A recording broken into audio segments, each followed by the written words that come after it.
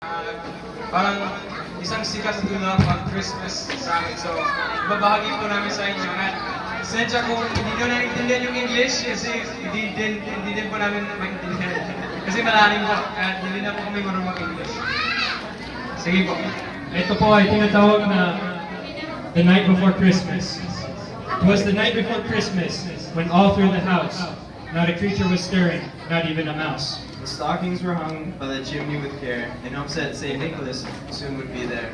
The children were nestled all snug in their beds, while visions of sugar plums danced in their heads. And Mama in her kerchief, and I in my cap, had just settled down for a long winter's nap.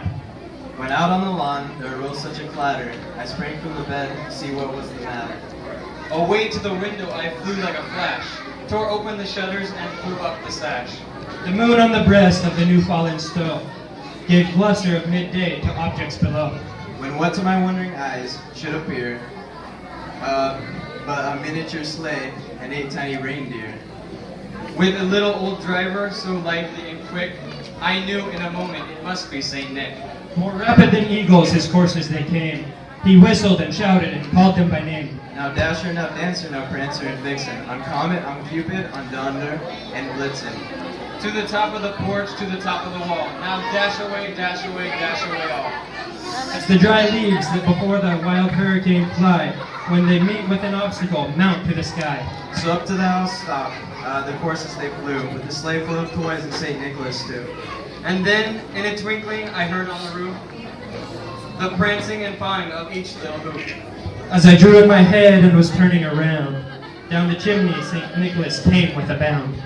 He was dressed in all fur from his head to his foot, and his clothes were all tarnished with ashes and soot. A bundle of toys he had flung on his back, and he looked like a peddler just opening his pack. His eyes how they twinkled, his dimples how merry, his cheeks were like roses, his nose like a cherry.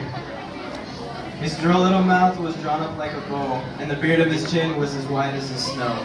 The stump of a pipe he held tight in his teeth, and the smoke it encircled his head like a wreath. He had a broad face and a round little belly that shook when he laughed like a bowl full of jelly.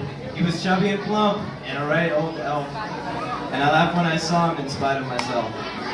A wink of his eye and a twist of his head soon gave me to know I had nothing to dread. He spoke not a word, but went straight to his work, filled all the stockings, and turned with a jerk.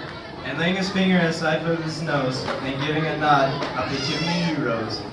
He sprang to his sleigh, to his team gave a whistle, and away they all flew, like the down of a thistle. But I heard him exclaim, ere he drove out of sight, Merry Christmas to all, and to all a good night.